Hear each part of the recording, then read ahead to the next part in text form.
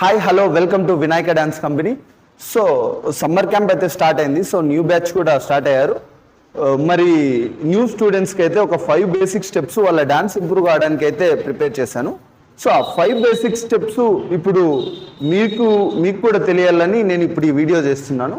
So మనం ఇప్పుడు ఆ 5 బేసిక్ స్టెప్స్ ఏంటనేది చూద్దాము. సో ఫస్ట్ స్టెప్ వచ్చేసి